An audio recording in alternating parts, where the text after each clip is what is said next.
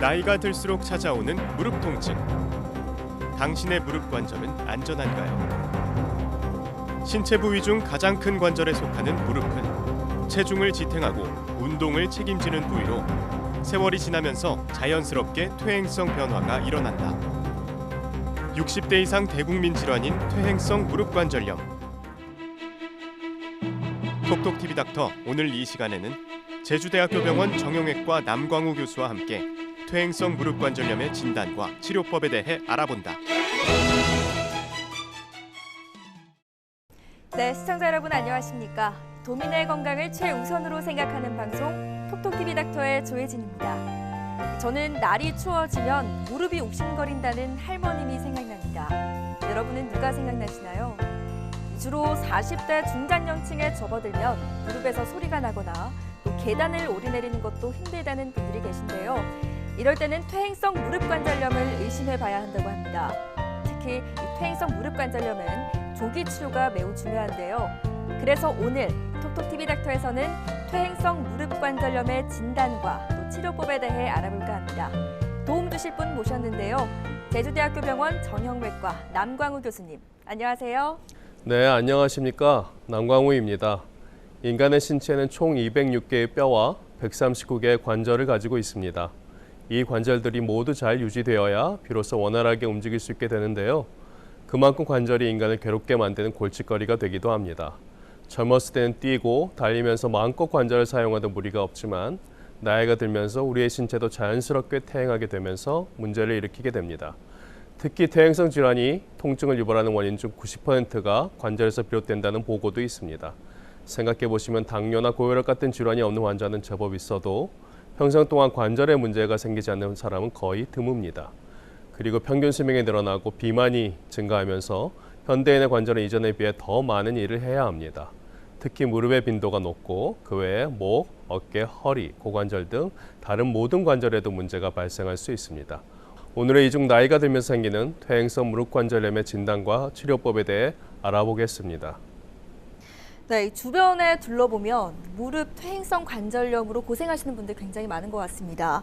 이 퇴행성 관절염이 생기는 정확한 이유가 궁금합니다, 교수님.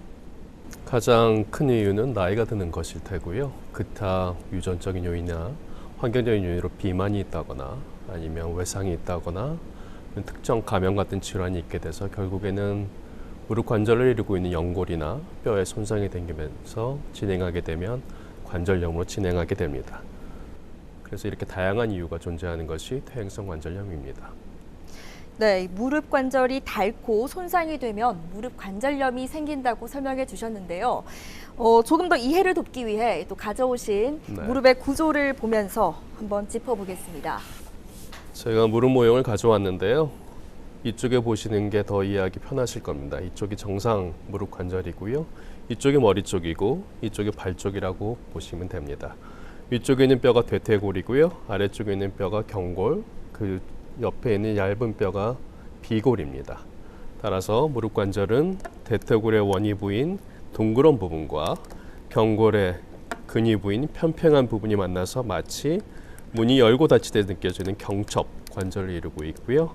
하얗게 보이는 부분이 바로 우리가 연골이라고 부르는 부분들이고, 기타 옆에 보시면 양쪽의 인대들 전방 후방 십자인대 그리고 연골판으로 이루어져 있습니다. 또 하나 빠진 게 있는데 앞에 뚜껑표처럼 슬개골이라는 게 있고요. 이 슬개골의 역할은 위쪽에서 내려오는 강력한 근육인 대퇴사두근이 요 아래 대퇴경골에 붙으면서 무릎을 피는 역할을 하고요.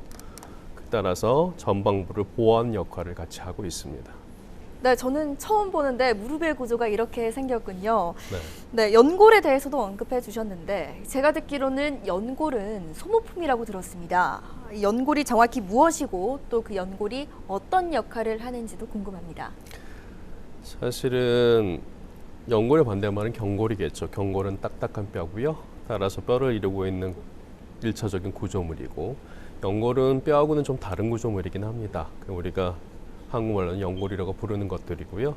사실 이 연골은 하얗게 아주 매끄러운 조직으로 탄력도 풍부하고 물을 많이 함유하고 있어서요. 외부의 충격에 대해서 범퍼같이 충격을 완화해주는 역할도 하고, 또 하나 마찰을 최소화시켜서 부드럽게 윤활돼서 움직일 수 있게 해줍니다. 연골을 소모품이라고 부르는 이유는 혈관 공급이 없기 때문에 만약 손상이 되면 100% 완전 회복되지는 않습니다. 그래서 우리가 소모품이라고 부르고 있습니다. 네, 그만큼 이제 손상이 이루어지지 않도록 관리를 신경 써서 해야 되겠네요, 교수님. 네.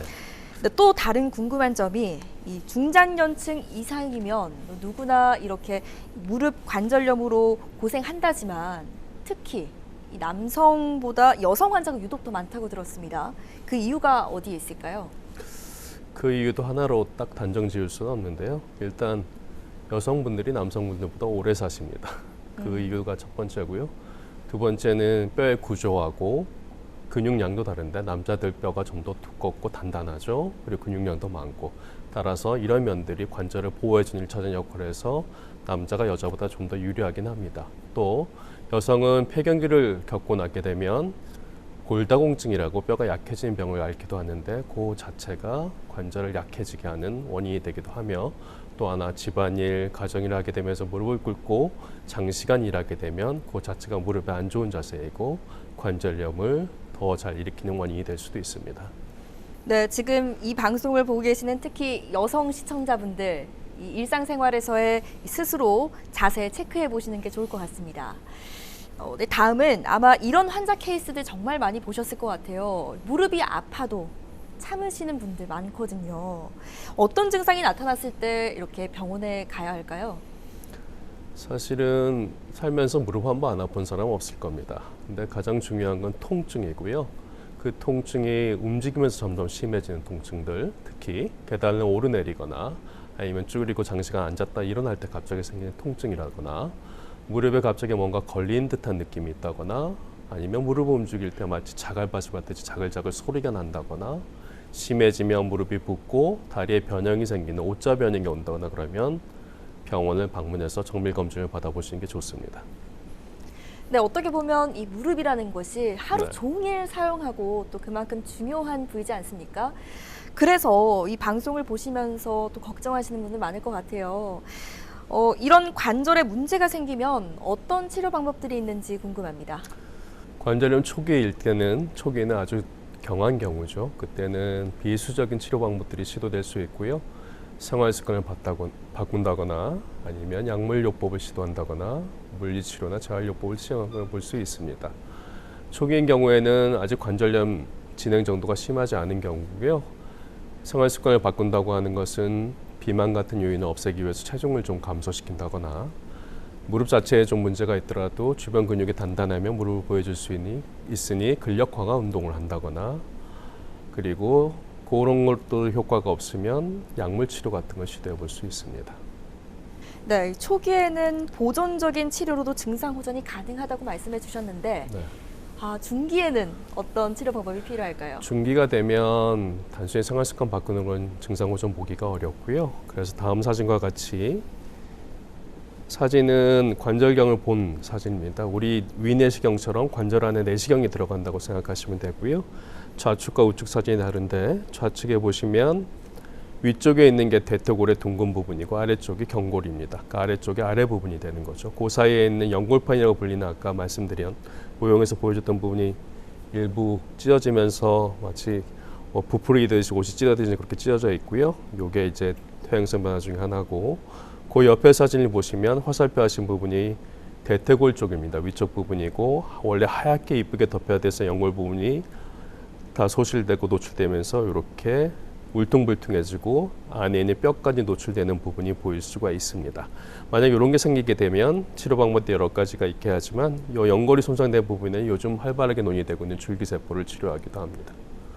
그러니까 말씀하신 관절경이 우리가 익히 알고 있는 내시경을 말씀하시는 게 네, 맞나요? 맞습니다. 네. 경우에 따라서 치료 방법이 그렇게 달라지는군요. 그렇다면 먼저 이 반월상 연골판이 파열됐을 때의 치료 방법부터 한번 알아보겠습니다. 치료 방법이 많은 편인가요? 그렇게 많지는 않지만 크게 두 가지로 나눌 수가 있고요. 그것도 역시 내시경 사진을 보고 말씀드리겠습니다. 옆에 보시면 위의 사진과 아래 사진이 각각 다른데 위의 사진은 무릎은 대개는 퇴행성 관절염이 안쪽부터 오기 때문에요. 연골판도 안쪽과 바깥쪽에 있는데 대개는 퇴행성 관절염이 오게 되면 안쪽 연골판부터 손상이 됩니다. C에서 보이시는 사진이 위에서 보이는 사진이 연골판이 많이 닳아서 이렇게 막 찢어지고 너덜너덜 거리는 게 내시경에서 보이고요. 만약 그렇게 될 경우 그 아래 바로 사진이 보면 그렇게 만성적으로 퇴행성 변화를 갖게 되면 봉합해 주는 게 어려우니 그 부위를 예쁘게 다듬어 주는 이런 시술을 하게 되고요. 그 옆에 보이십니다. 그 아래에서 보이는 것처럼 만약에 그 부위가 너무 크거나 파열된 부분이 좀 더 최근에 생긴 거나 그러면 그 바로 옆에 보시는 것처럼 실로 이용해서 이렇게 봉합해 주는 시술도 해볼 수가 있습니다. 네, 그 과정을 조금 간단하게 말씀해 주시긴 했는데 이 내시경도 사실 수술이지 않습니까? 맞습니다. 네, 그래서 걱정하시는 분들 또 어르신들 입장에서는 또 더 많이 겁이 나실 것 같아요. 어떤가요? 많이들 받으시나요? 네, 걱정하시는 게 당연하고요. 내시경 수술도 사실은 입원이 필요하죠. 마취도 필요하고 수술장에서 하는 것도 똑같습니다. 다른 점은 술하는 것처럼 실제로 피부를 절개하지는 않고요. 구멍 몇 개를 뚫어서 내시경으로 보고 구멍이 한 2-3개 정도 날 것 같으네요. 그리고 거기서 시술이 이루어지기 때문에 회복 기간도 빠르고 그다음에 출혈이나 감염 같은 합병증도 적고요. 일상생활 복귀도 훨씬 빠릅니다. 그러니까 너무 걱정하실 필요는 없습니다. 네, 사실 이 수술이라는 단어만 들어도 조금은 겁이 나고 또 걱정이 됐는데 말씀을 듣고 나니 걱정이 조금 덜어지는 것 같습니다. 다음으로 이제 조금 궁금한 게 이 관절 내시경 후에 이제 내시경 후 수술 후에 일상생활 언제부터 가능할까요? 일상생활에 가능한 거는 수술을 어떻게 했냐 방법에 따라서 조금 차이가 있긴 한데요. 단순히 관절 다듬어주는 절제 수술만 했을 경우에 일상생활 복귀가 굉장히 빠릅니다. 한 2-3주면 복귀할 수 있고요. 봉합술을 했을 경우는 최종부를 좀 보호해야 되기 때문에 좀 늦어질 수 있는 그것보다 한 1-2주 더 늦어서 3-4주면 일상생활로 복귀할 수 있고 최종부와 걷는 운동도 하실 수 있습니다. 네, 그렇군요. 이번에는 이제 관절경, 즉 내시경을 이용한 수술법에 이어서 다음 수술법, 다른 치료법 알아보겠습니다. 줄기세포 치료법. 아, 이게 이름만 들어도 뭔가 대단해 보입니다. 어떻게 하는 치료법인가요? 줄기세포 치료법 이름이 굉장히 매력적이죠. 또 여러분들은 줄기세포라면 만능세포로 알고 계시기도 할 겁니다. 하지만 줄기세포라는 게 모든 걸 치료할 수는 없는 거고요. 제한점이 분명히 있습니다. 아래 것도 역시 내시경 사진을 보면서 말씀을 드릴 텐데요.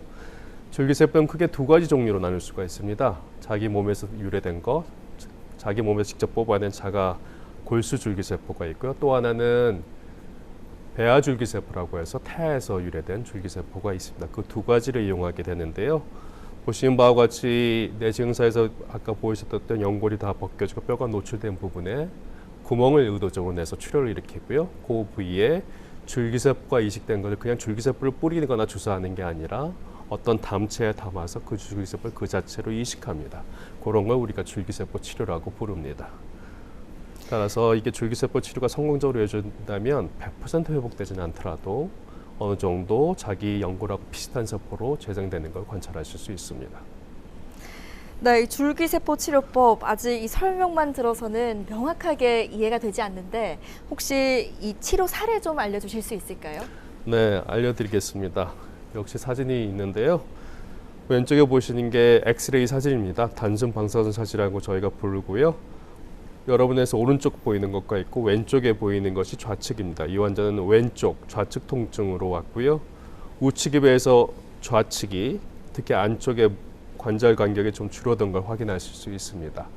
검게 보이는 게 MRI 사진이고 MRI 사진에서 하얗게 보이는 특히 위에 보이는 게 대퇴골인데요. 대퇴골 안쪽 둥근 부분에 하얗게 보이는 게 연골이 수술되면서 뼈가 노출된 연골 결손 부분입니다.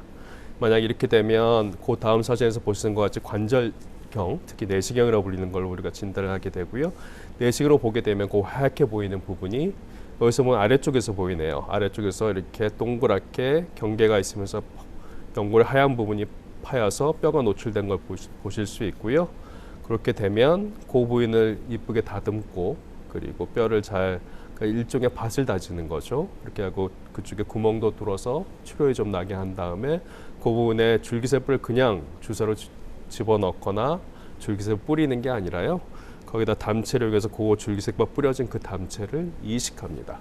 이식하게 되면 100% 자기 연골세포하고 유사한 똑같아지지는 않더라도 유사한 세포로 재생되는 걸 확인하실 수 있습니다.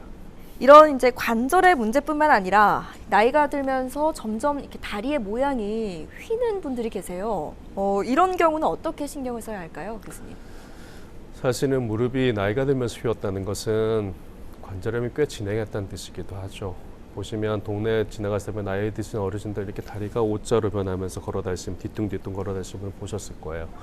그게 정상적으로 체중보와는 무릎 안쪽에 떨어지게 돼 있고, 그래서 관절염이 퇴행성 관절염이 오게 되면 무릎 안쪽부터 손상이 되게 됩니다.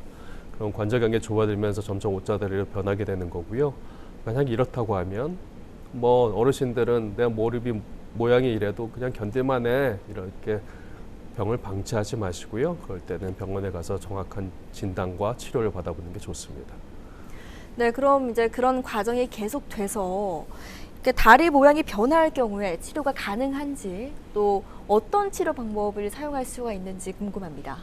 다리 휜 정도가 어느 정도에 따라서 다른데요. 나이가 젊다는 건 대개는 55세 근처입니다.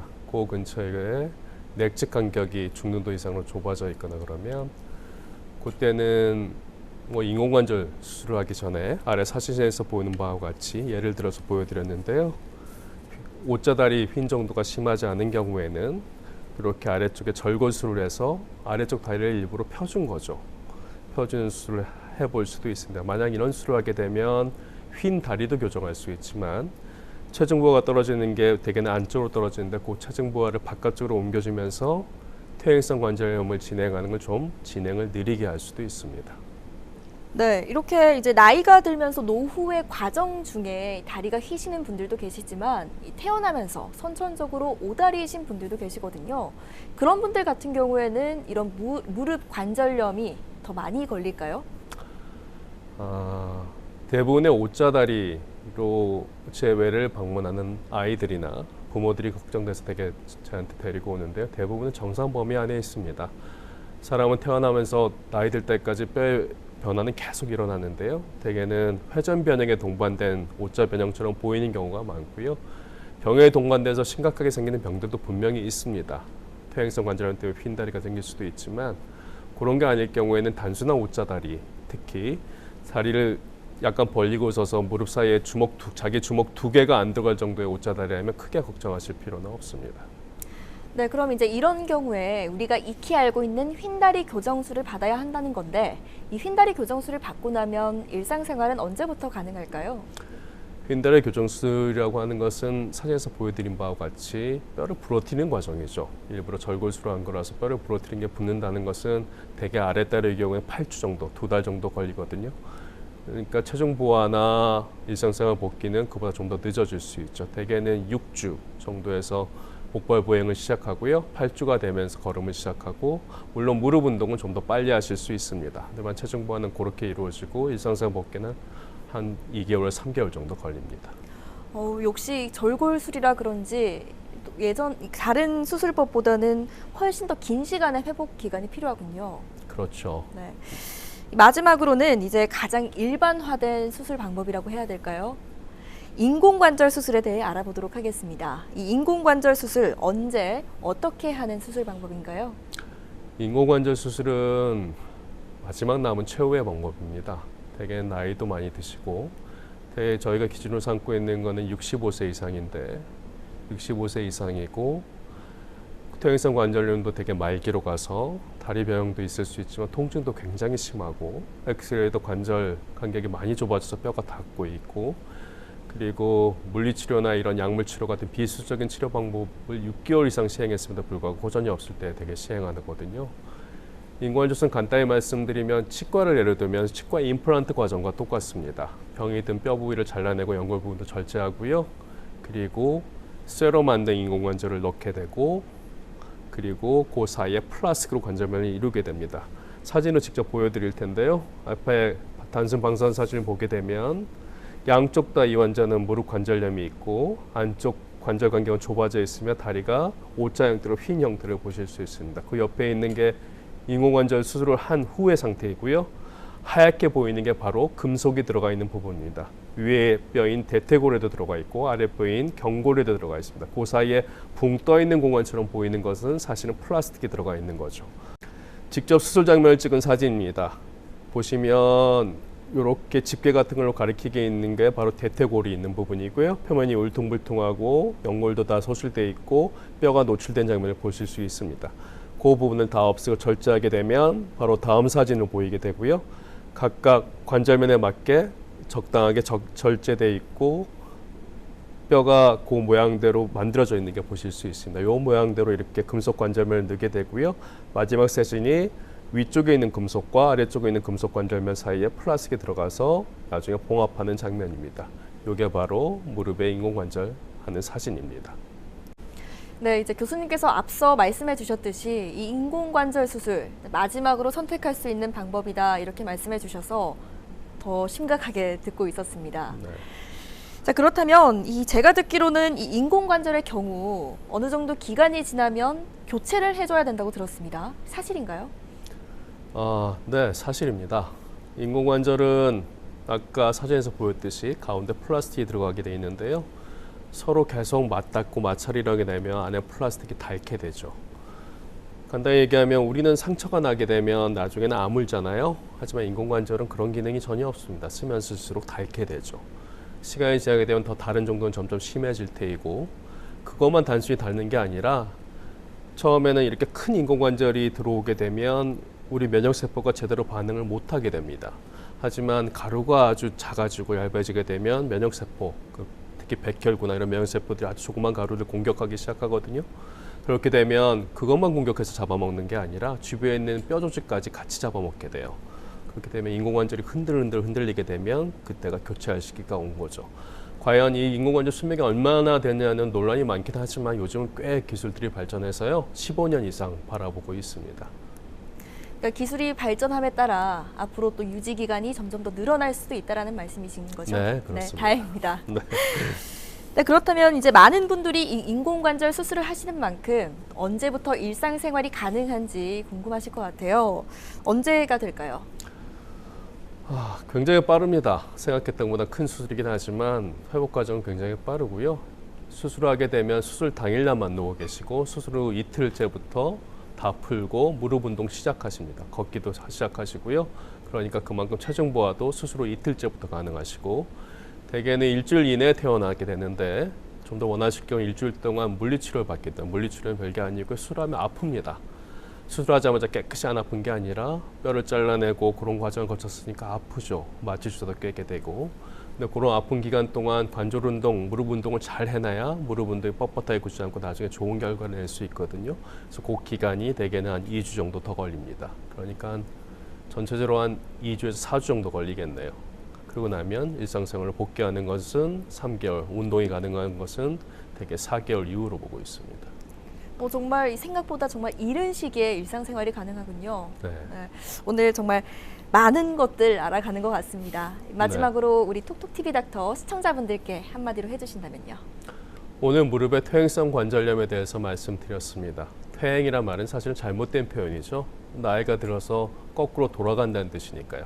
그런 뜻이 아니라 물론 나이 들어 생기는 경우도 있지만 생활 습관, 아까 말씀드린 비만이나 기타 원인 때문에 생기는 경우도 있으니 무릎을 잘 쓰시면 나이 드셔도 무릎 수술 없이 아까 말한 인공관절 수술 없이 퇴행성 관절염이 나이가 들더라도 조금 있더라도 수술 없이 지낼 수 있습니다. 무릎을 잘 유지하는 방법들은 아까 말씀드린 생활 습관을 바꾸고 체중을 감소시키고 적정한 운동을 하고 무릎에 안 좋은 자세들을 피하게 되면 원하시는 만큼 무릎을 잘 쓰실 수 있습니다. 그리고 만에 하나 무릎의 통증이 계속 운동할수록 심해진다거나 변형이 동반되거나 무릎이 붓거나 소리가 난다면 지체하지 말고 가까운 병원 의사, 전문적인 의사를 만나서 상담을 꼭 받아보십시오. 미리 받아야 걱정하시지 말고 그런 상담을 받아야 미리 대비하고 초기나 중기의 경우에 수술하지 않고 지켜볼 수 있으며 수술을 하더라도 내시경 같은 간단한 수술로 가능한 것이 방치하게 되면 인공관절 수술까지 진행하게 됩니다. 그러니 그런 증상이 있으면 지체하지 말고 의사를 방문해 주시면 되겠습니다. 네, 지금까지 제주대학교 병원 정형외과 남광우 교수님 모시고 퇴행성 무릎관절염의 진단과 치료법에 대해 알아봤습니다. 어르신들이 간혹 나이가 들면 어쩔 수 없다라는 말씀을 하십니다. 하지만 충분히 그 속도를 늦출 수 있는 방법은 있으니까요. 평소 내 몸이 하는 소리에 귀 기울여 주시고 또 통증이 찾아오기 전에 병원을 찾아서 내 몸의 건강 상태 꼭 체크해 보시기 바랍니다. 톡톡TV 닥터는 여러분의 건강한 하루하루를 응원합니다. 오늘 저희와 함께 해주신 시청자 여러분 고맙습니다.